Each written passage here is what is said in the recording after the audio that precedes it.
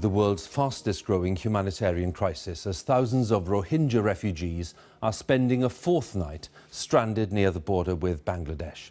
Hundreds of thousands have left their homes in Myanmar, where they'd faced a military offensive following claims that Rohingya militants were guilty of attacking police checkpoints there.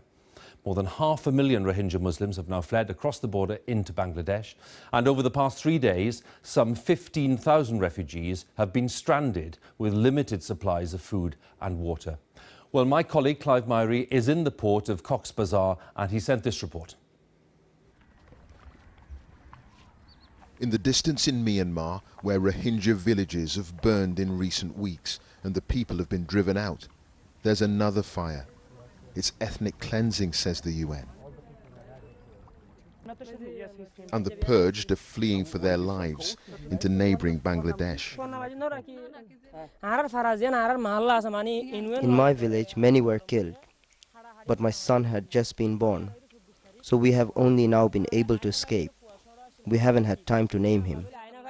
What's going on in Myanmar? Why have you had to flee? Another man we came across spoke of violence and murder. On the way, we saw many dead people, their heads and limbs chopped off. The slaughter took place house by house. As we drew closer to the border, nothing had prepared us for the full extent of the day's exodus.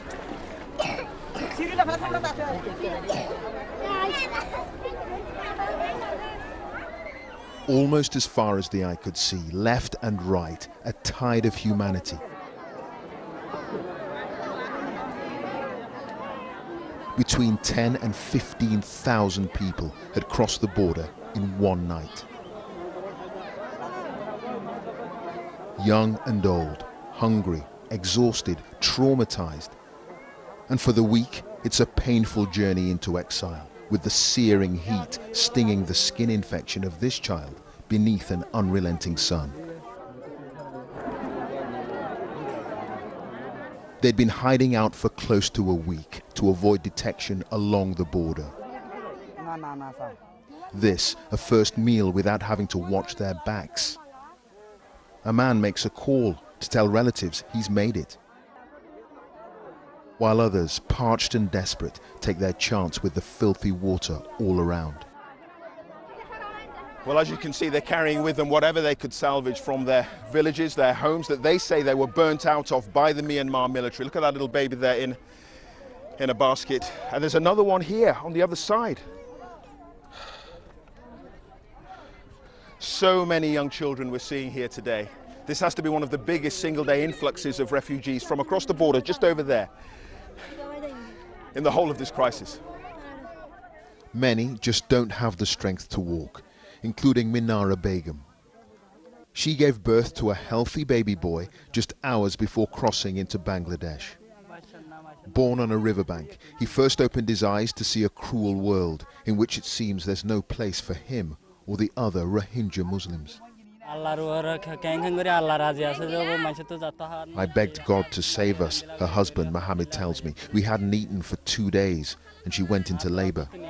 I don't know what will happen to my baby now. He's so fragile. The new arrivals could end up in one of these, the giant tented camps built in a matter of days on hillsides freshly stripped of trees. The largest will soon become the biggest refugee camp on Earth.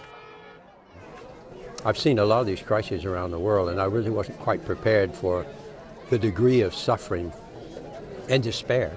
And yet these people are very resilient. They have not lost hope. They still think that they can make a life again in their home country. And it simply doubles our resolve to go back and find more resources for them until we can bring them home. But some have died seeking sanctuary. This week, a boat carrying 60 Rohingya Muslims escaping Myanmar capsized. 14 perished, most of them children. For the Bangladeshis, the mass influx of so many refugees is difficult to control. After a delay, these Rohingya Muslims should begin moving to an established refugee camp in the coming days. The border remains open, but for those still wanting to escape Myanmar, the fear is that soon the gates could shut. Tens of thousands are already massing on the frontier, ready to make their dash for survival.